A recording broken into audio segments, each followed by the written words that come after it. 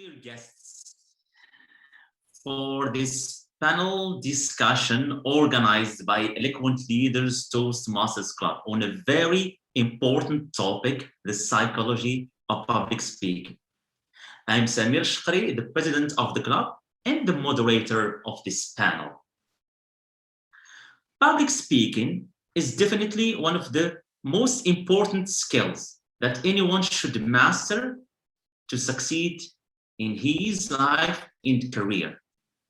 Whether you are a manager, student, young professional, someone looking to advance their career, or someone hoping to make an impact in your community, you usually find yourself in situations where you need to speak in front of an audience, whether it is small or large.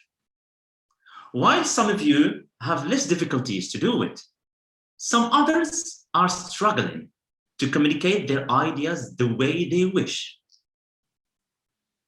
It turns out that when we commit ourselves to become better speakers, we usually focus on the technical side. How to stand up correctly, how to hand gesture well, how to use eye contact efficiently, and so on. And we rarely give equal importance to the psychological side of public speaking.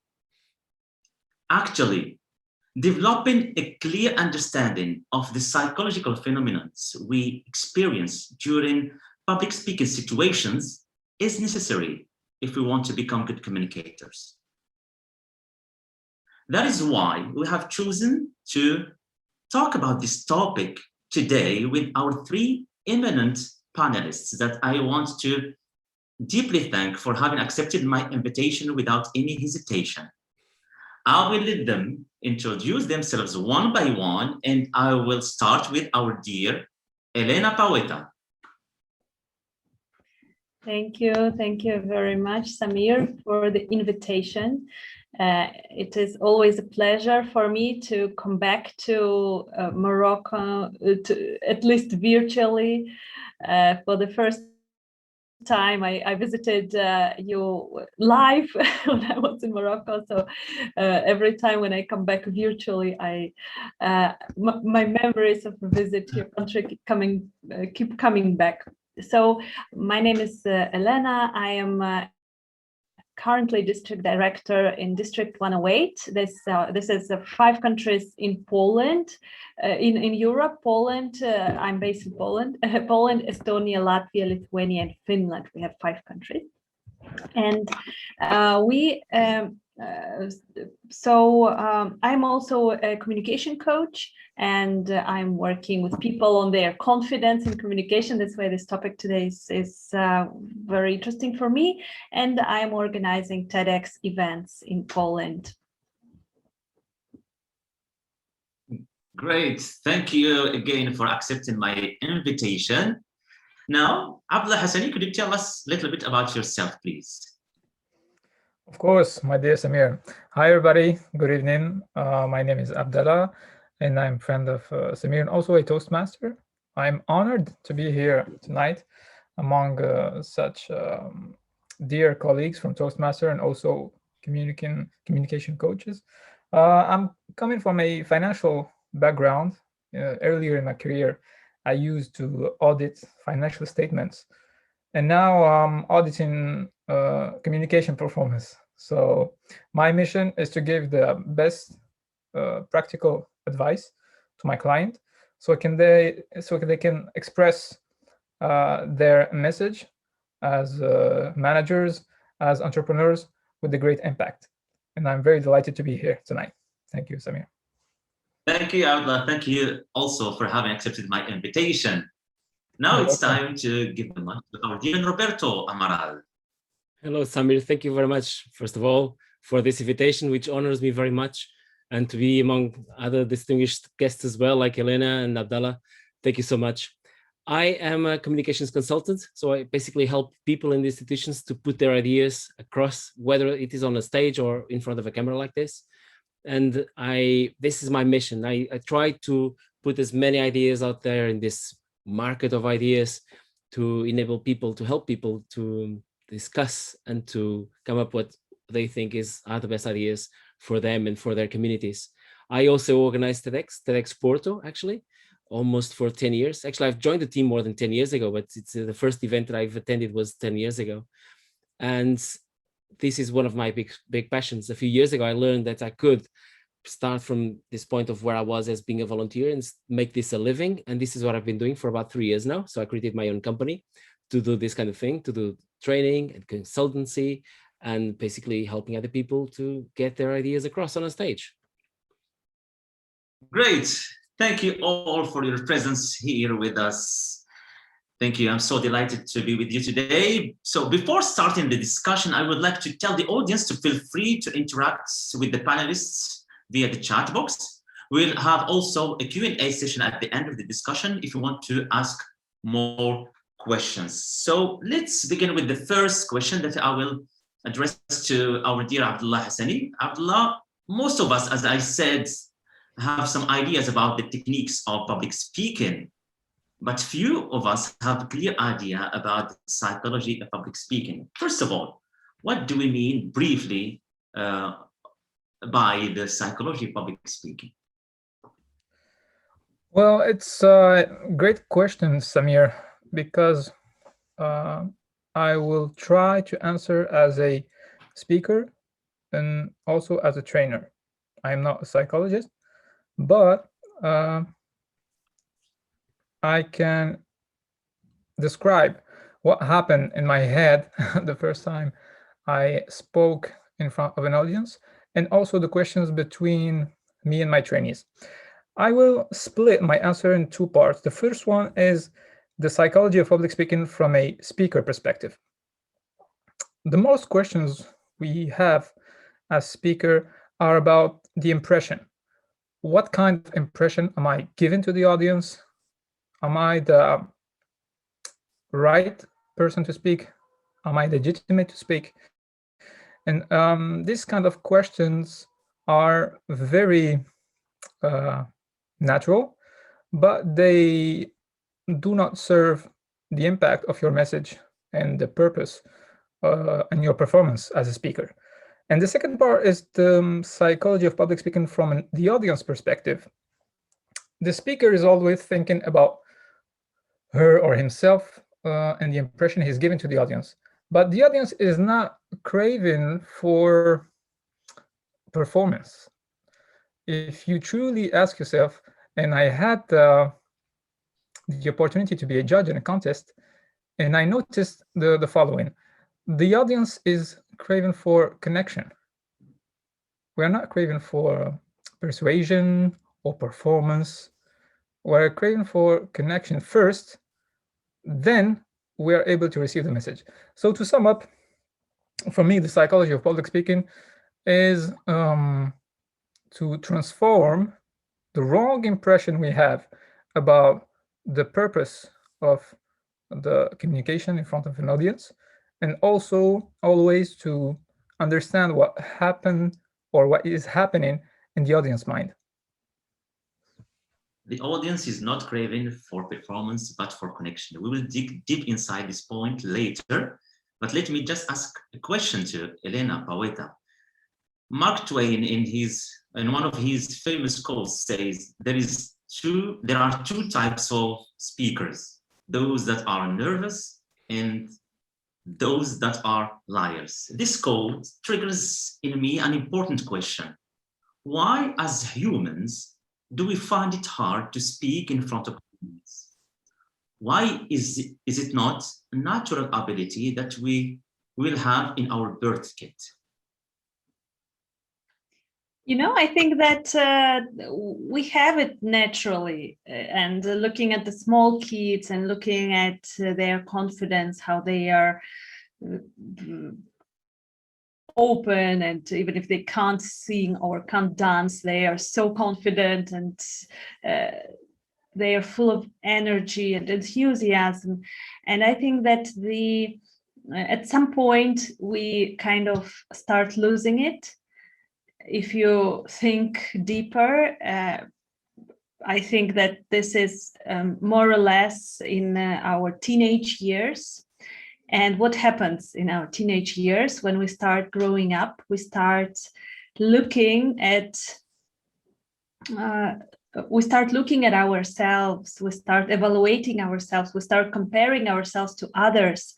Oh, someone is smarter than me, someone looks better than me, someone is dressed better than me. And this is a very insecure part of our lives, when we think that we are supposed to be like someone, but we're not.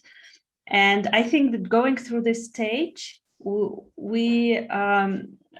and it depends on how we go through this stage, because some people who have more, let's say, youth trauma and maybe some situations that traumatized them, maybe they were speaking in school in front of their class and something happened and they lost their voice, or they did not know how to answer the question the teacher asked, then this fear might be even deeper and even bigger.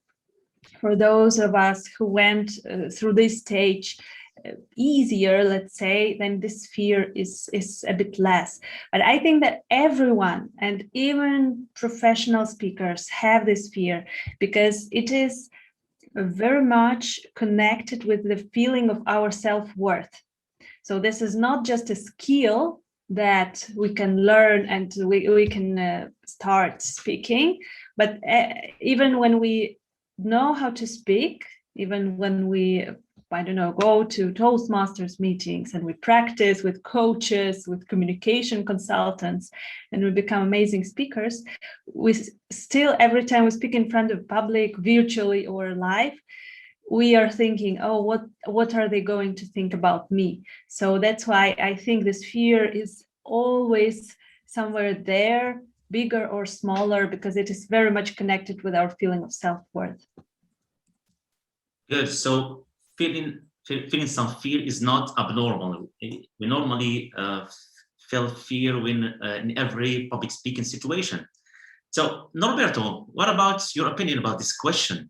Why, or what are the factors that contribute in our discomfort on stage? You know, it's funny because this is the subject that is really central in this discussion. I think we could stay here for hours and hours and talk a lot about our experiences, personal experiences, and also the things that we've seen in the people that we train and that we coach. And there's so much variety. I can tell from my own experience, again, as Abdallah was saying, I'm not a psychologist, but I can relate my experience and also of the people that I've trained. And what I've seen is most of the times when I felt scared was I didn't really have a reason for that. I just felt it. It was something overwhelming. I remember 5 years ago, I had to do one of these speeches at Toastmasters to become a division director. And I was so scared. I couldn't remember a single word. It was really hard. And as soon as I got on stage, well, it wasn't even quite a stage. We were at the same level.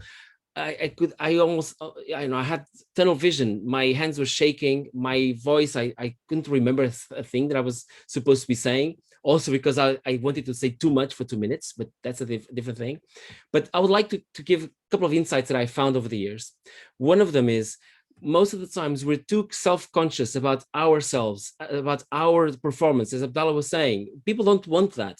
If anything, people want us not to do mistakes, but they don't really need us to do a big show. That's not the point. Again, the point is on the message, is on making sure that we can make that connection through the message. The other thing is that I've noticed is that the people who are usually most nervous, if we can get them to channel that feeling, that energy, that negative energy in a sense, onto something that is positive and constructive, they will be able to prepare themselves better than those people who think that they are above everything, that they are born prepared, and they don't prepare themselves. And then they go on stage and they bomb. Sometimes they really make a bad figure of themselves. I know, because I've been one of those people. I've been on both ends, actually. So I know exactly what it is to be on one end, I'm thinking, no, I can go there. I don't need to prepare anything. And then I go there and I look at everyone around me. Oh my God, these people are more prepared than I am. And I wasn't even a little bit worried about myself as in my person. I've been on the other end where I couldn't put one word in after another. I was so nervous. I was almost paralyzed. I guess we have to be there somewhere in the middle. That's right. That's the sweet spots, wherever it is. And it's never going to be exactly the same position, 2 speeches in a row or 2 communications in a row. We're moving, we're always evolving, and the contexts are different. So I guess, to finish it off, I could say that I guess all of us have different perspectives and different lives, let's say, we come with different perspectives and different experiences when we go onto a stage or when we go in front of 2 people or 2,000 people. And then something different comes out, and sometimes we even get to the end and think, well, that was kind of different than I was expecting. But yeah, but so we're always growing in towards one, growing with that inside us. We're always, as you said, we either are nervous or we're lying. That's true. I guess it's true most of the times. Anyway. Okay, Abdullah, Elena has evoked the bad first experience that we don't correctly deal with them, and they impact on our performance today. And Norberto evoked a very important point, the fear of going blank in front of an audience. What about your opinion? What are the factors, in your opinion, that contribute in this fear, in this stage fright? For myself, Samir? For Abdullah. Oh, sorry. Okay. But you can speak, Norberto, if you. No, it's fine. Go ahead. It's a great point and a great question, because most of the time fear comes from reality. When you're in front of an audience, this is the reality you have to deal with. You are expecting results, and you're not that sure about these results. Let's say, let's take an example of a contest. Even if you are well prepared, you're not sure to have the first place. So this insecurity about the outcome starts or gives more power to the fear, and also because everything is relying on you. What I mean by that, sometimes you have big audience, as Norberto said, 2,000 people are looking for what you are saying. Of course, it's scary. But the thing is, those questions about fear must be addressed before the event, so you can focus on the connection with your audience.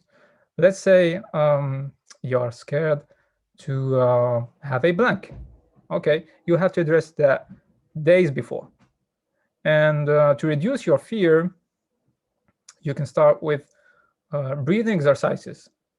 So you're starting with the best physiological message to your body, so you can focus your attention on the audience and the message. So to sum up, fear will always be there, and with practice we can transform this fear to excitement. It's all about translation. I'm feeling something new in my body or I'm feeling something different in my body. So is it fear? No, it's excitement, because I care about the outcome, I care about the audience, and also I care about the message. Thank you, Abdullah. Thank you. I will go back to Elena Paweta. I would like to have more insights about one of the points you talked about, our first public speaking experiences and the way they might impact our perception of this experience during our life. How can we deal with our first experience in public speaking? Above all, when they are not so successful as we wish. Yeah, so I think that every one of us had some kind of public humiliation experience if we dig deeper at any point of our lives, and very often it is school years. Very often it is connected with some bigger events. I think that at this point, it is very important to realize what are those events. So when I'm running my coaching groups for people who want to actually get rid of fear of public speaking, what we are doing is we are digging deeper to find those memories and to remember how it made me feel, how it, what did I do, what did I feel, what did I think about, how did I behave. So to remember this, and then it will be easier to realize that actually this event caused this feeling, but it is not there anymore. You're not 11 anymore. You're not in school anymore. You are actually the manager. You don't have the teacher. So a lot of those things you can you can work through a lot of those things when you actually remember.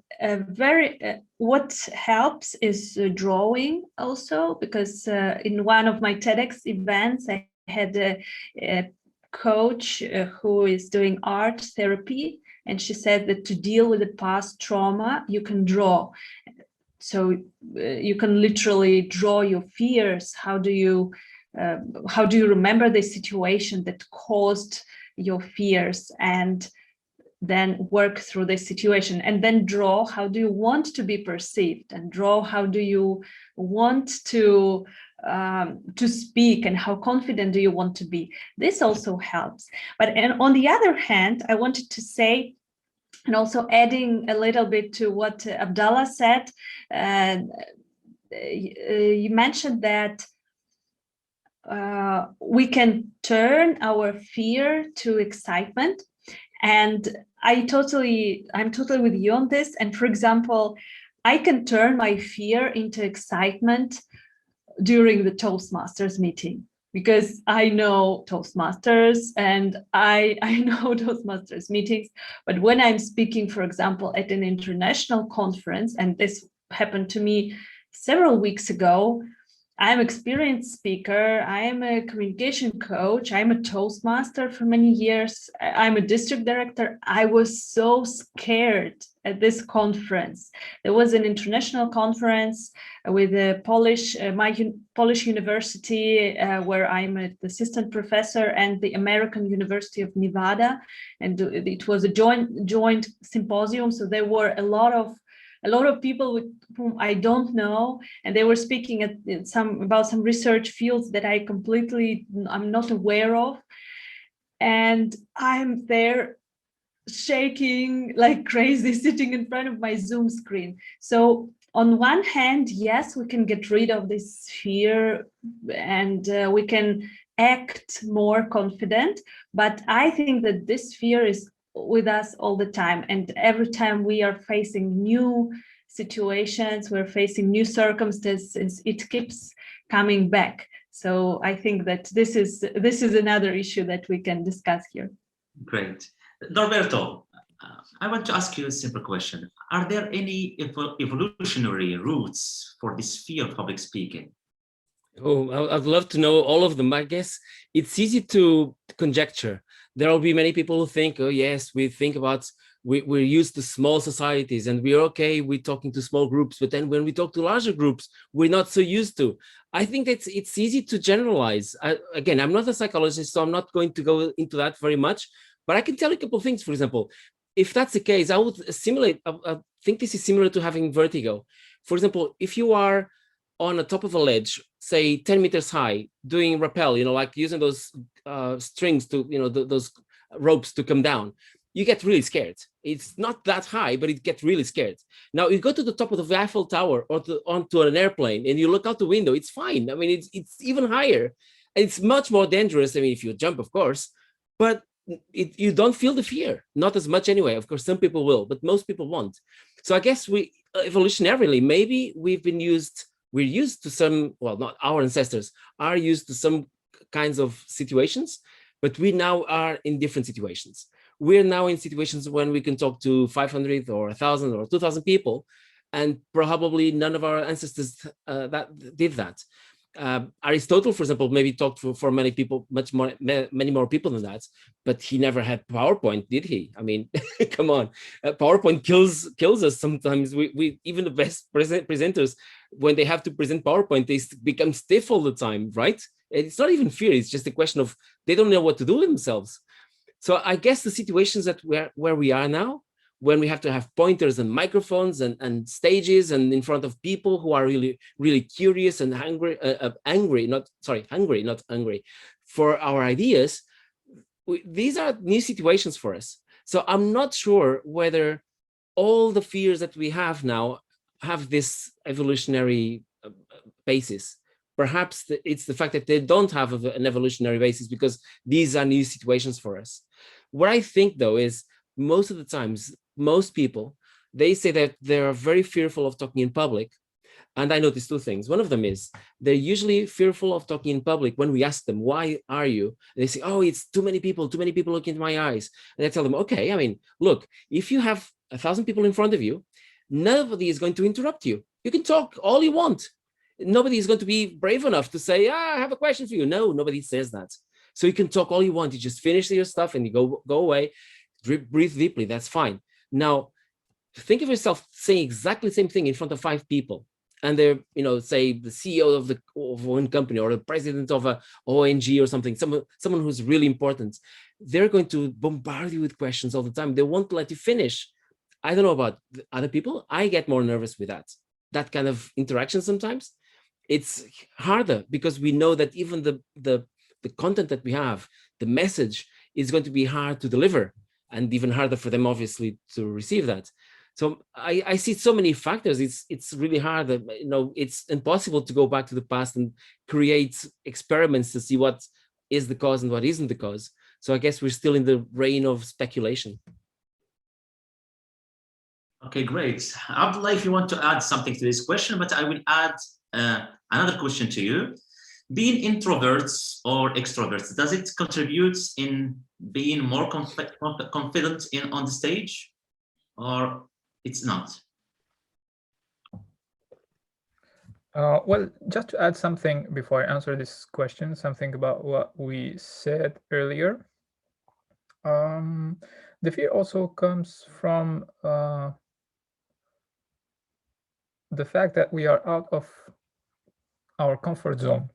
For instance, when we are speaking in front of a new audience, it is much harder to transform the fear to excitement. But we have to remember that our growth as speakers and also as humans comes from getting out this comfort zone. And if you remember that and you are experiencing fear, you can tell yourself, well, I'm a little bit nervous, more than a Toastmaster meeting, but after this talk, after this speech, I will have more elements to grow and also more things to share about public speaking with my trainees and with my Toastmasters fellows. Now, to answer your question, Samir, it is also a matter of perception and of practice. Can you just repeat the question, please, so I can fully answer it? Okay. So being introvert or extrovert, does it make a difference in terms of the fear of public speaking?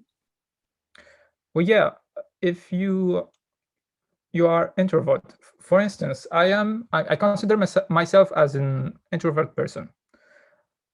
And I would like to say that it is a positive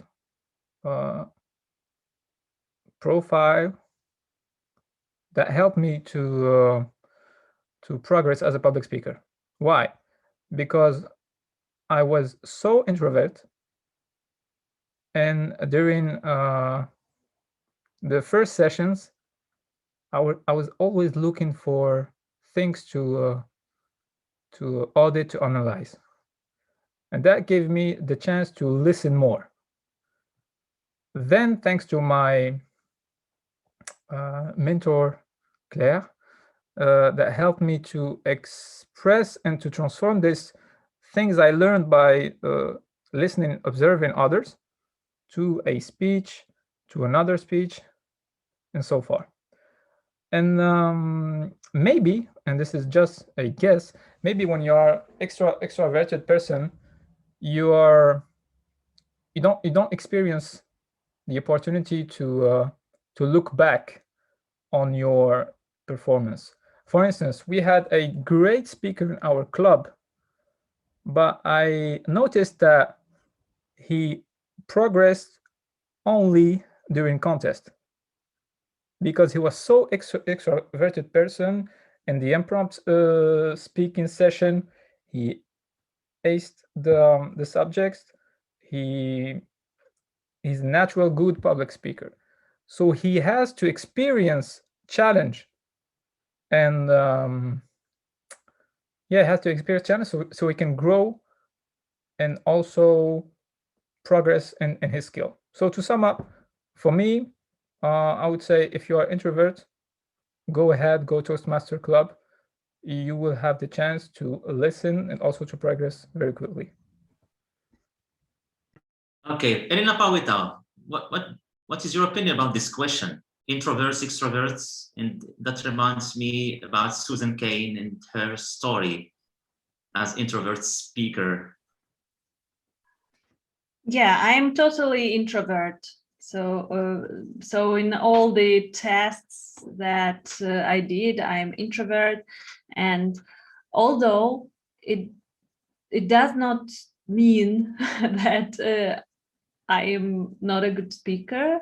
And to be honest, I saw a lot of amazing speakers that come from IT, from finance, from those industries that are not connected with speaking at all.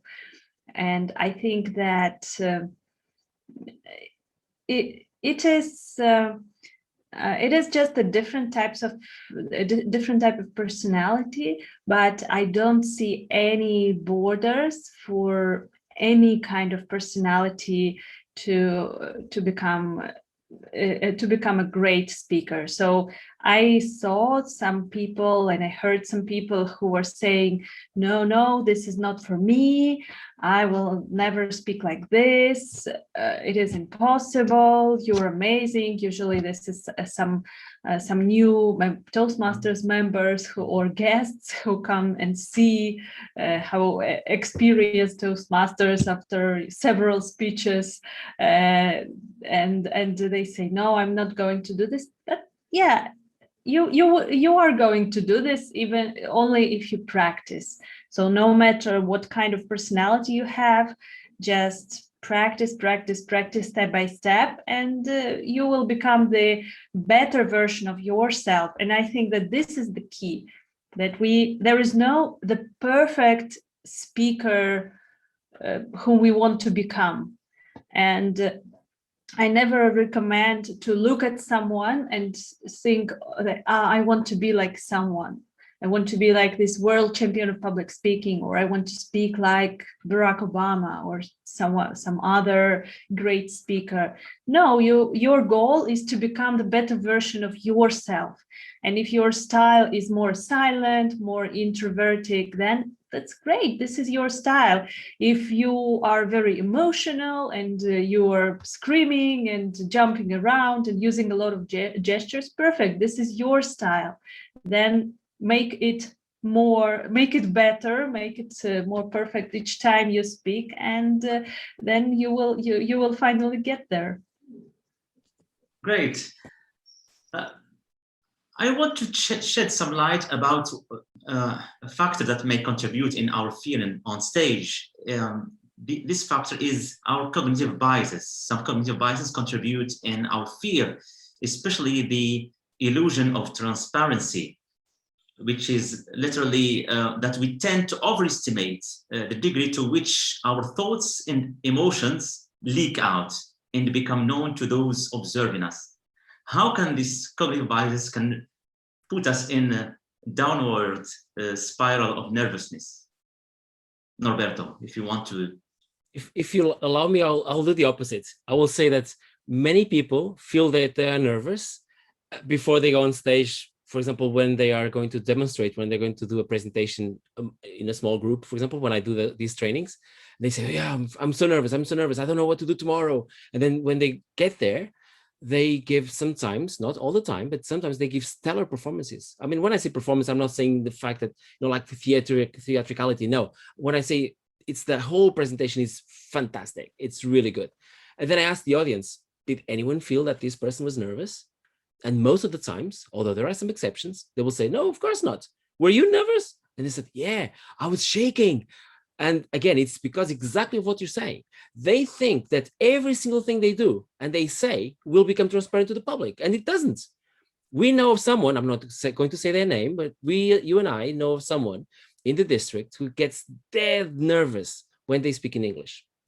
They say that they feel like they're so nervous that if they're standing in front of an audience, the leg will shake, the voice will shake, they'll tremble, they don't know what to say. And all the while, nobody notices anything. Nobody says he or she is nervous. No, nobody says that. It just doesn't become transparent. And I guess that's one of the things that we have to reconcile the image that we have of ourselves with the image that other people have of ourselves. And if we start believing other people, perhaps we can say to ourselves, oh, okay, it doesn't matter so much, then I can just let go. I can just not become too self-conscious in a negative way, focus more on the message, making sure that the message gets across.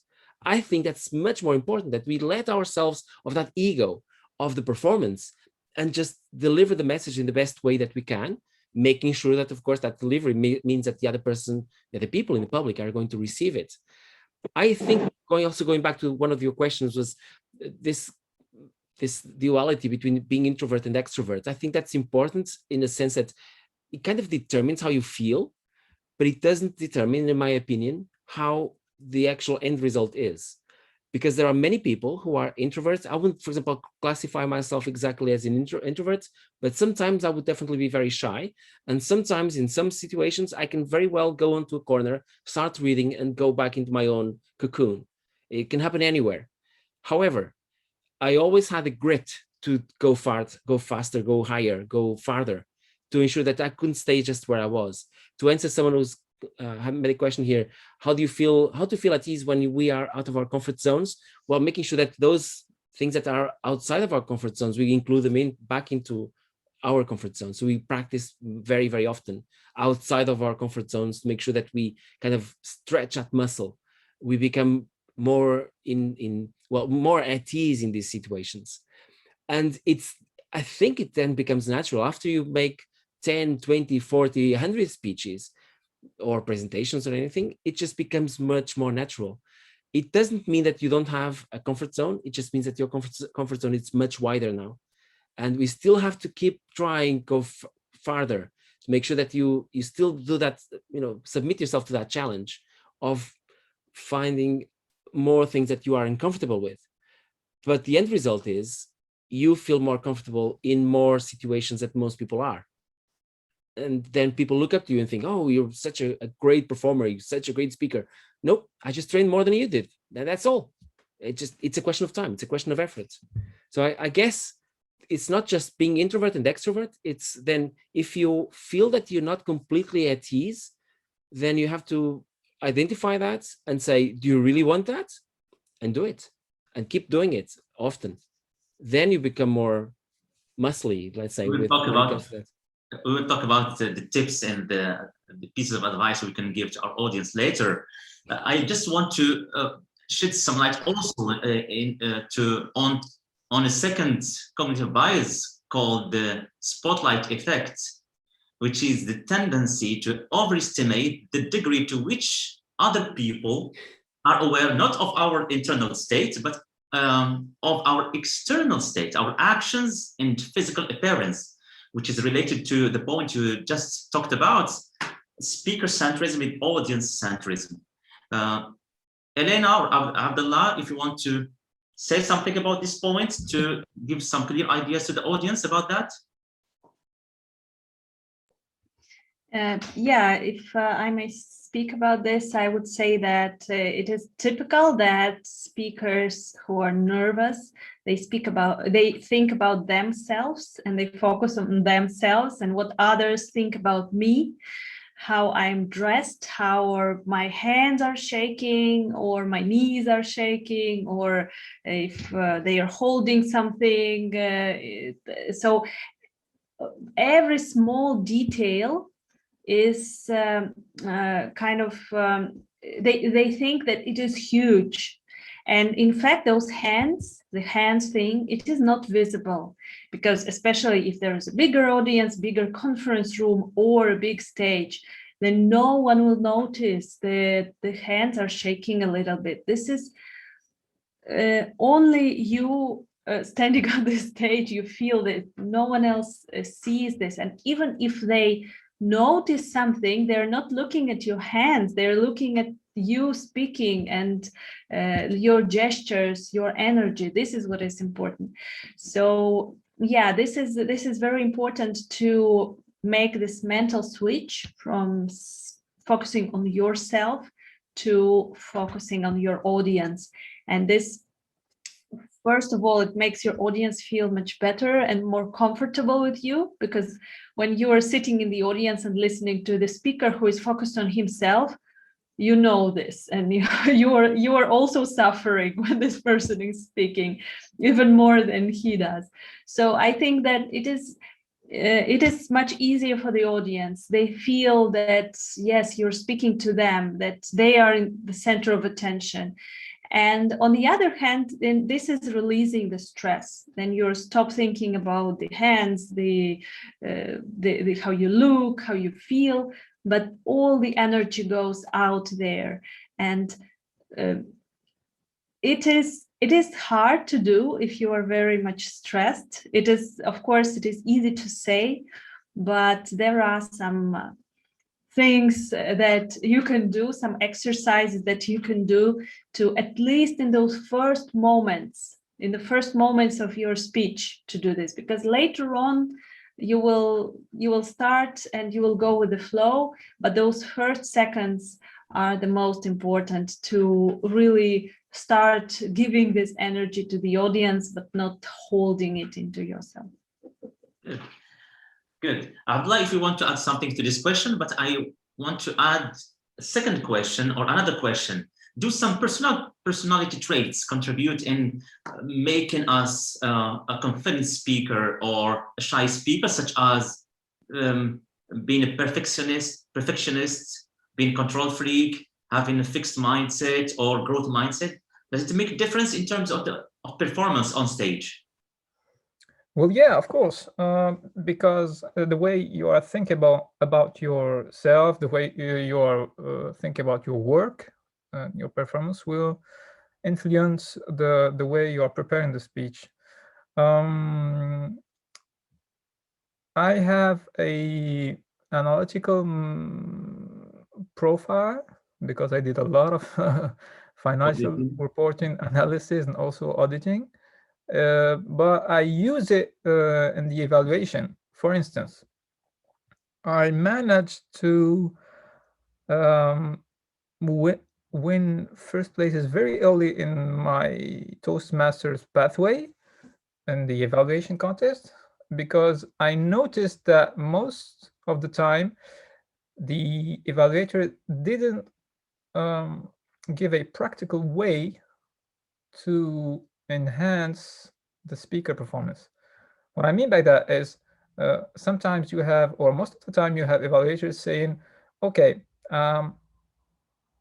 I wish I had more vocal variety in your speech, and this part of the speech, this part of the speech, and then they will thank you and see you next time. Well, okay, thank you for the advice, but I don't know how to adapt my vocal variety. So give me a practical way to do it.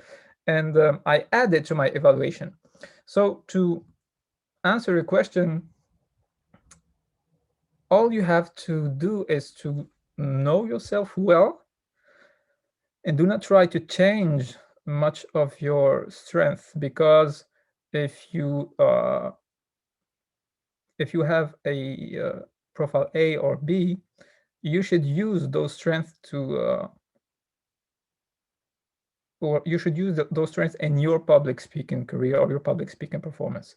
Now, just to add something very funny about bias, I remember my first Toastmaster meeting, and we were 4 guests, and Toastmaster of the evening before we started asked them, do you want to give an impromptu talk? And the 3 persons before me answered yes, with great excitement. I was the last person to speak, and as you know, when you are the last person to speak, you're always biased. So I said, yeah, I would like to, and I was betting against the odds because we were 22 persons, so the odds was 1 against 21. So I said, okay, I will say yes to look brave, and then hope not to perform so I can still look brave. But guess what? I was the first speaker in the impromptu talk session, and what I noticed when I started speaking is the audience doesn't care about what is myself or my idea about my self-worth or what I'm projecting to them. They were just there, nice, very delighted to hear what I have to say, and they were waiting for me to share something. That's it. So I understand from this first session that, okay, no matter what the audience or no matter what the speaker is thinking, the audience doesn't care about your self-worth, or they're just here to 1, feel the connection, and 2, to get some value from the information you are giving. Great. I will ask, I think, a last question before going to the second part of the discussion about the tips. So many people may erroneously think that they have glossophobia while they are simply having anxiety. How would we say that we have glossophobia, and the difference between nervousness, anxiety, fear, glossophobia, which we can mix up? Norberto or Elena or Abdallah, whoever is ready to answer this question, you may take them up. If you allow me, I can shed some light on my view over that. I know about glossophobia. Supposedly 75% of the people have it. That's what I've seen on Wikipedia and lots of other places. Again, I'm not a psychologist, and I should underline that. But I've never found a person who is really have it, because that would mean that person would be completely frozen still in front of I don't know how many people to speak. Now, I've seen some people who said that they weren't able to do it. And when I came back 1 week later, they were the first to take the step forward and say, yeah, I want to do this presentation. So the first examples that I've seen of that were immediately canceled the next week or the next few days when they said, no, I want to do it, Norberto. This time, this idea grew up on me. I would like also to go back to one of the questions that you asked, which is, what kind of personal traits do you find that are most associated with being able to speak well in public? I don't know. I don't really have a clear answer for that. What I can say, though, is if you look at yourself and you say, you have an idea that is worth sharing, you are the best person in the world because it's your idea, it's your life, it's your experience to share it.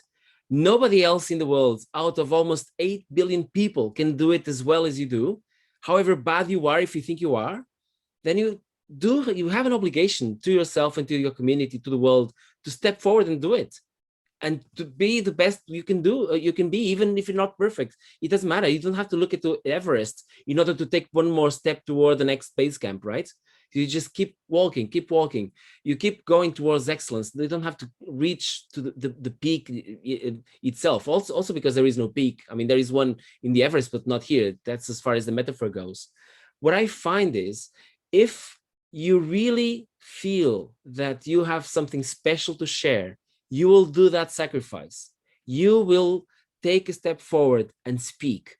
That may well be very hard, but I think, and this is my opinion only, in my own personal experience, if you find that something is worth it, then you will find no barrier. You will be able to overcome those barriers. You will feel that you yourself are an instrument of your own idea. And I think that's poetic, to be honest. I think that's the fact that there is something that is not tangible inside you that needs to come out, and it needs your body to come out. It needs your throat and your larynx, and it needs the whole pipe, the windpipes and everything to make it speak, and of course your brain, everything. I think that's poetry, literally. There's something that's ethereal, intangible, coming out through the tangible. And that obligation that you feel, if you do feel it, I think that's after that, it's not hard to find it, I wouldn't say even the obligation, but the motivation to keep going. As Abdallah was sharing, I also have a story to share of my first presentation. When I did my icebreaker Toastmasters almost 10 years ago, I did 24 hours in 5 minutes. Somebody told me, and I was so embarrassed. My reaction should have been, well, could have been, not should, but could have been to retreat into a cocoon again, and we use that metaphor, and say, oh, I'll never go onto a stage again. I know I'm a loser. I don't want to do that. No, I said to myself, Roberto, if you're here, you're going to go with it. Also because I had already paid the fee, so might as well, right? And the next time I did 8 hours, and the next 4 hours, and then 2, and then 0. That's how you do it. You just keep going in that direction, instead of just coming back to yourself and thinking, oh, it's not worth it. Okay, I mean, you might be right. If it's not worth it, it's not worth it. It's your decision. But there's nobody else taking that decision for you. You have to be the one doing that. And I'm usually astonished how you can speak for several minutes without using filler sounds. It's a confession now that I give you. So let's go right away to the second part of the discussion, that we should be brief because we are a little bit out of time. What are the tips that you may propose to the audience to overcome this fear of public speaking? If we can start with Elena, some practical tips to on stage. I will start with a bit controversial tip, because I think that at least what worked for me, and it worked the best, is actually to go out of your comfort zone to the maximum and get this moment of embarrassment or this moment of exposure. And after this, you can say that what else can happen? Because literally I had a couple of moments in my life. One of them, it was a trainer certification when I was just thrown out of my comfort zone. And it was a Dale Carnegie training certification. It is so harsh. During being certified, you are so far from your comfort zone, then you cannot imagine. And after this, when you are in the training situation and you have difficult clients and you have something happens, you're like, what else can happen? And then another thing is, once when I was at the speech contest, I was a contestant at the division level contest, so I was pretty high, and I had a very funny speech. It was a humorous speech contest, very big audience. And during the speech, I lost my voice. I literally could not speak in the middle of my speech. I kind of expected this because I had kind of flu, so I was coughing, but I had a lot of medicine with me, and I said, no, I will make it. And during the speech, I could only whisper to the microphone at the end of my speech. It was so embarrassing. It was the most embarrassing moment in my life, because, public humiliation in front of hundreds of people who were laughing in the beginning of the speech, and at the end of the speech, they were like. So after this, I'm like, okay, so I lost my voice in front of hundreds of people. What else can happen? I mean, if anything that happens, I will be fine. I survived this. I survived trainer certification. What else can happen? So what I'm encouraging you to do is think about your moments of when it was really bad. And I'm sure that everyone has a couple of moments when you froze, when you forgot something, and think that nothing worse than this can happen. It's going to be fine. You're going to survive. So yes, you will be a little bit nervous, and then you're going to go through this. So this is my controversial, a little bit advice to you, not to try to, become all positive and everything, but go to the worst case scenario that can happen, and then you will feel so much better. Thank you, Elena. Norberto, what are the tips that you may give to the audience to overcome the fear of public speaking? I've been to trainings more or less like the one that Elena was talking about, and I've survived. So that was excellent. I've seen a couple of people who were crying.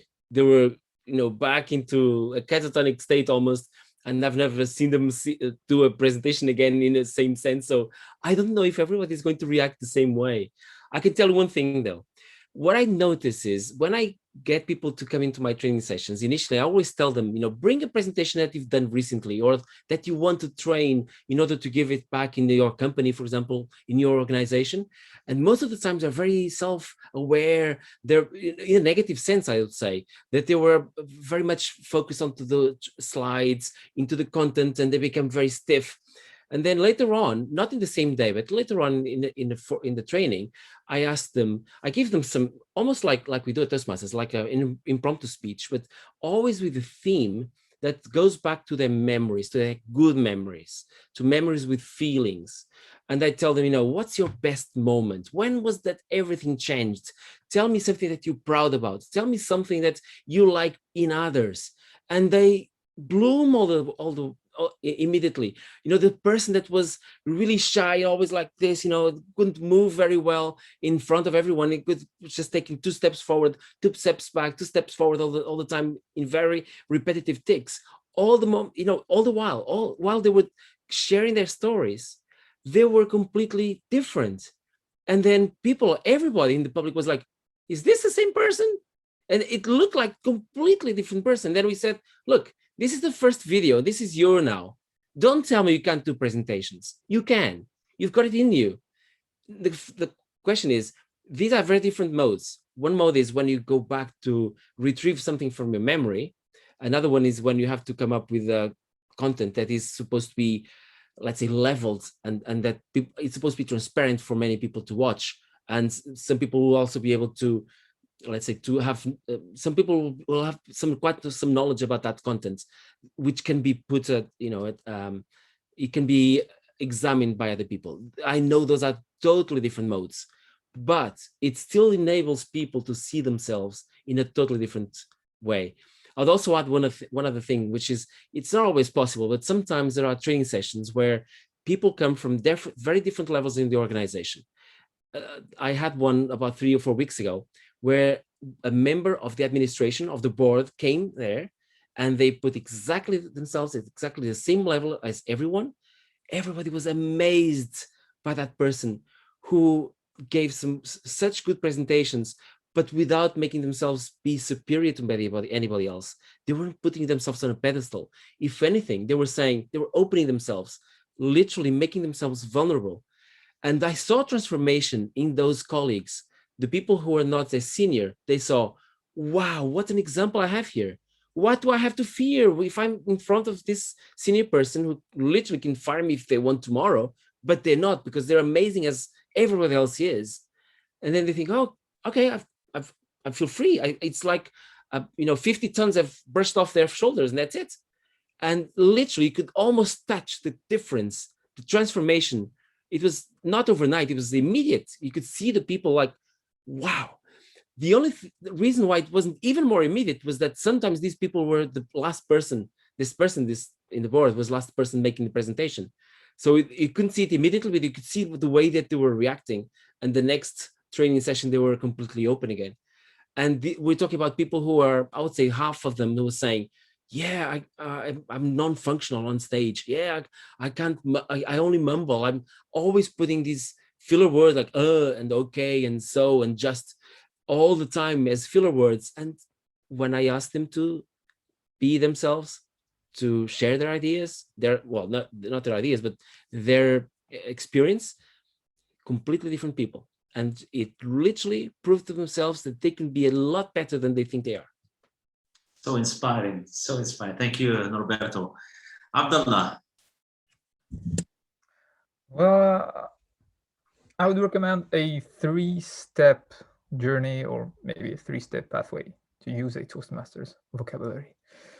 Step 1, surround yourself with genuine people, mentors, people that love you and also have practical recommendation to give, because every person in your family, your neighborhood, your community, your organization is a potential member of an audience. So everybody is legitimate to give you an advice about the way you speak. Step 2, breathe, and especially a box breathing exercise, because it will give you the ability to stay calm and to see things clearly. And step 3, and the final step, I would recommend competition. Go compete. Even if you consider yourself as a beginner, you're not, because you start speaking since you are a child, and you have the right to compete. And the competition is the great place to, as they said, as the Greeks said, know thyself. So it's a great place to watch the tape after the performance. Competition could be also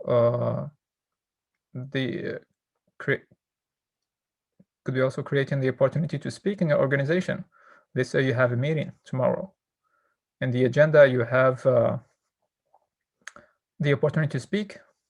You have to take it, and also look for feedback. So to sum up, 1, surround yourself with a tribe that will help you. 2nd, always breathe, box breathing. You can find on YouTube a tutorial about the box breathing process. And finally, compete and watch the tape. Thank you all dear panelists for their precious pieces of advice. Now it's time to give the mic to the audience for their questions. Who has a question for our dear panelists? You can either write the question on the chat box or take the mic.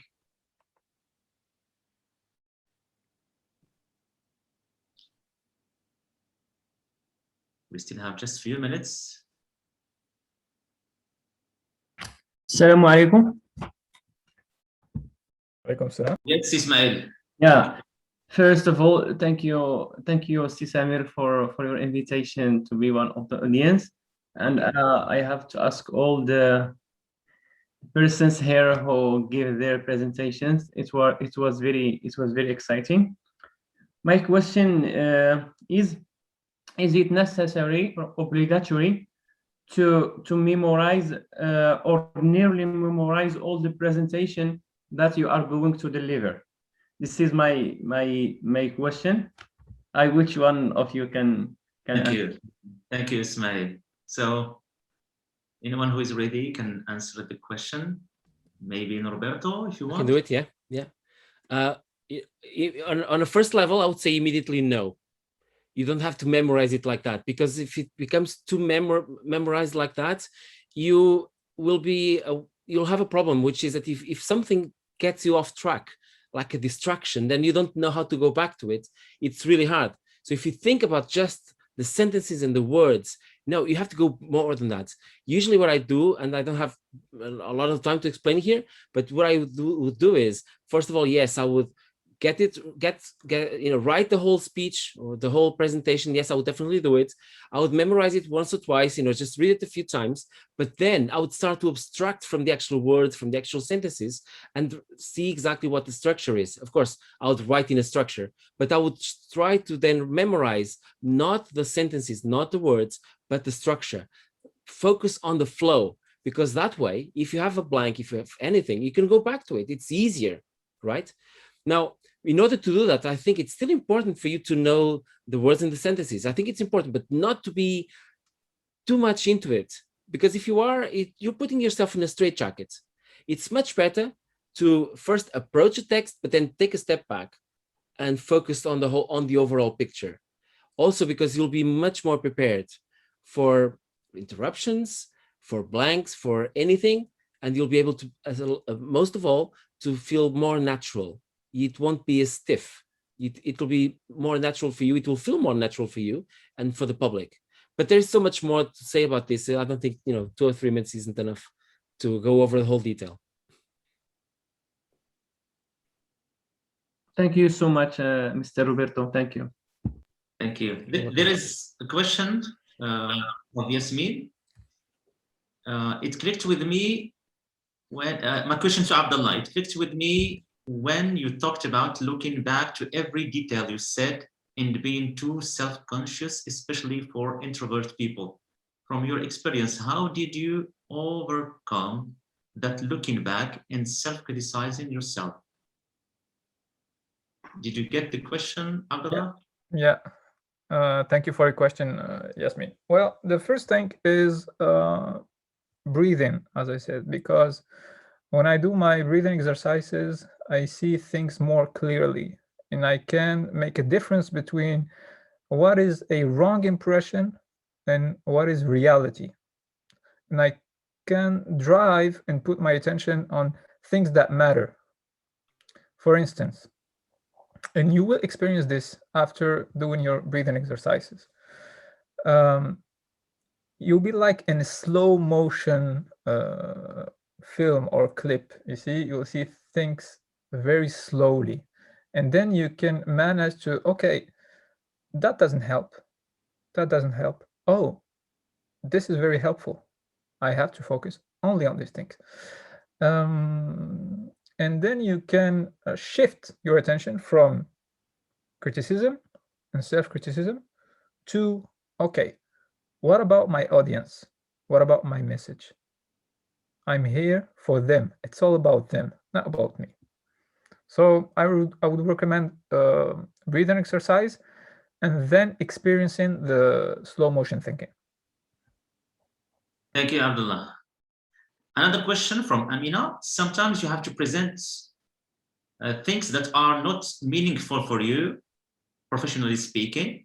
How to adapt the presentation to feel more natural when you are obliged to present something that didn't mean so many things to you? How can I appear as natural as speaker?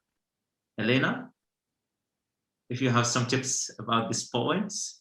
Yeah, this question comes up very often when I'm working with the business audiences. As when we in Toastmasters, we can speak about being enthusiastic and showing energy and speaking about something with love. But in business, people just have to present what they have to present, and that's it.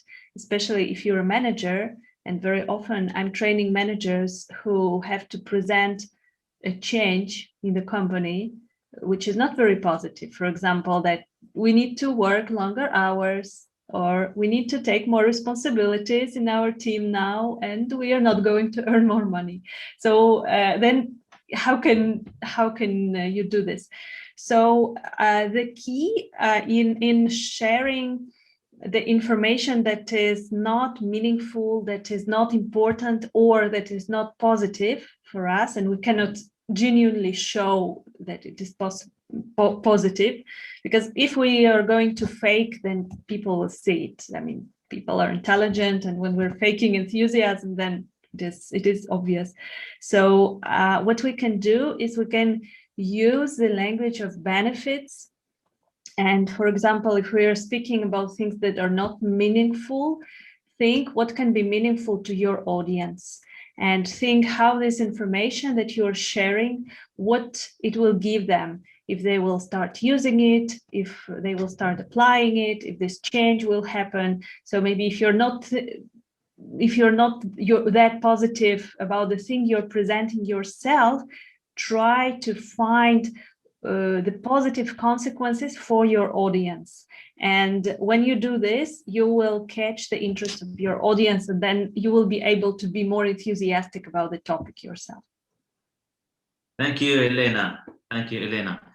There is another question from Mustafa. What's the best thing to do just before a speech to control the stress and speak like Obama? I think that visualization can help at that point, besides breathing, isn't it? Abdullah or Norberto? Well, I can help you with that one. I think, first of all, that we shouldn't really strive to speak like Obama. Come on. I mean, Obama has got a speechwriter, or had one when he was a president. So there was someone, at least one person, but probably more, employed with the single purpose of writing speeches for this man. Okay.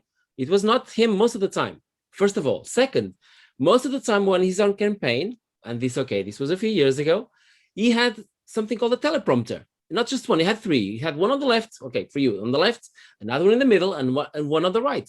That's why he looked everywhere. He looks to us like he was looking at the public. Well, in fact, he was looking at the teleprompters and reading from them. So yeah, you can read. You can read. By the way, this is one of my best purchases during the pandemic, was to buy a small teleprompter. I put an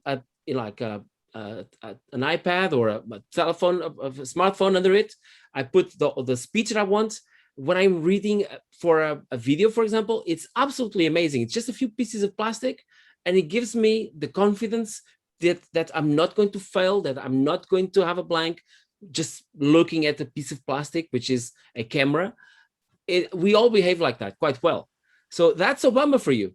And try to listen to Obama when he's doing an impromptu speech, and it's like all the time. Literally, go and hear it. He was here in Porto 2 years ago, actually 3 years ago, and people were like, "Is this Obama? Really?"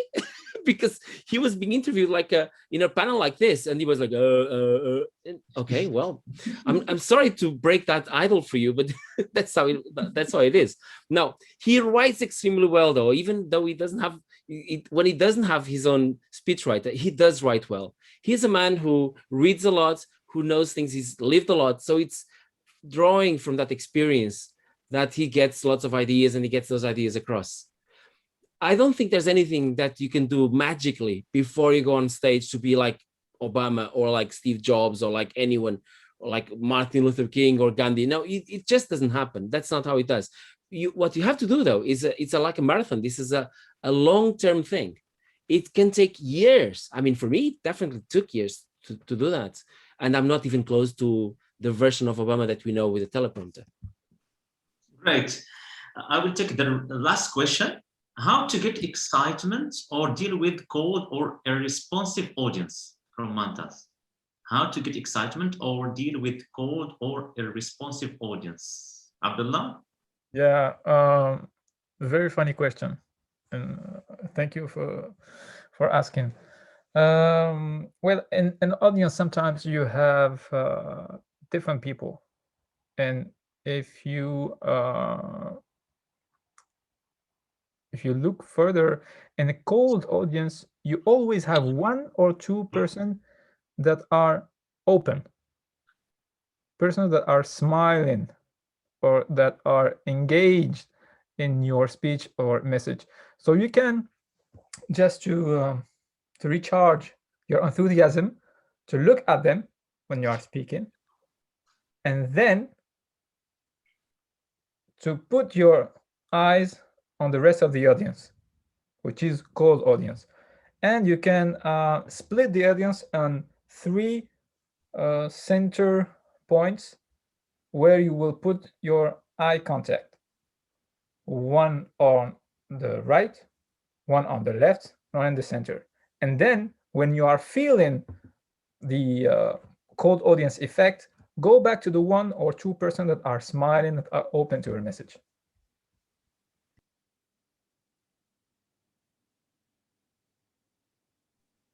Thank you, Abdullah. Thank you, our dear panelists. Unfortunately, we could not take another questions. So I really appreciate this discussion, all the tips and all the insights that you shared with the audience about this important topic, the psychology of public speaking. I hope for the audience that you enjoyed all the discussion. Now it's time to give the last words to every panelist. I will start with Elena. Yeah, I think that this discussion was very interesting, and thank you so much for the invitation. I think that it is an ongoing issue, and we can talk about this over and over again. We need to remember that this is not something that can be solved now and forever. We are human beings. We have our emotions. We are not robots.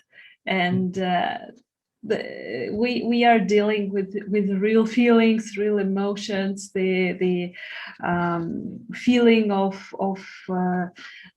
confidence and feelings of self-worth. Those are the feelings that we need to cultivate, and this we can do only by practicing. So I'm encouraging you to practice in Toastmasters and also outside the Toastmasters as well. Thank you.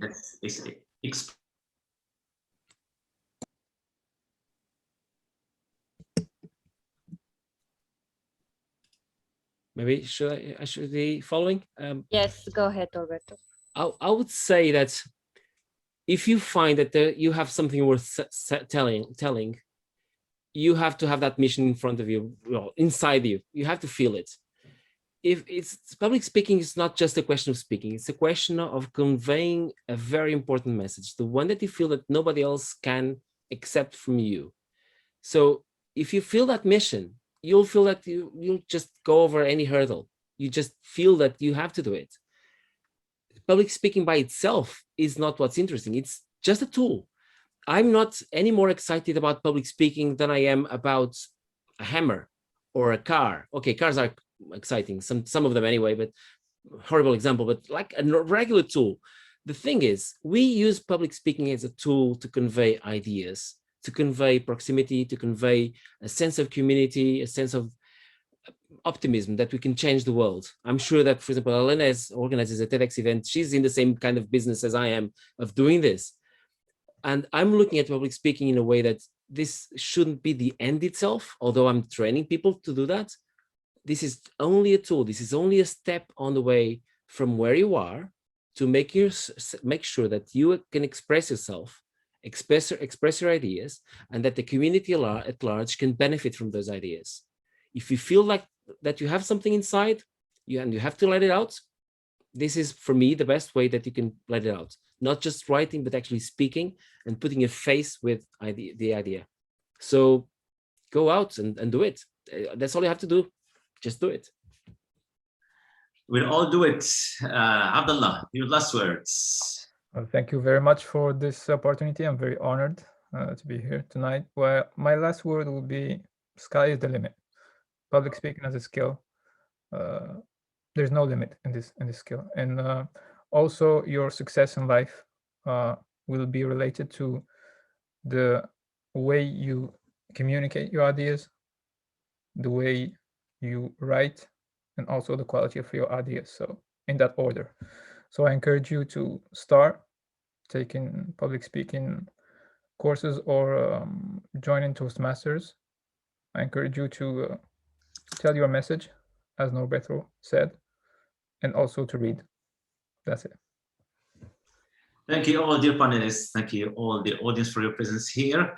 I have just shared, I will share it again, the contact of the three panelists if you want to get in touch with them for further explanations or maybe collaboration. So thank you again, Elena. Thank you, Abdullah. Thank you, Norberto, for the precious time you gave to the audience and for our club. And thank you also for your support and for your encouragement to the Toastmasters community in Morocco. Thank you all, and see you in the upcoming panel discussion. Thank you all. Thank you so much. It was a pleasure. Thank you very much. See you soon. Thank you. Thank you to all of you.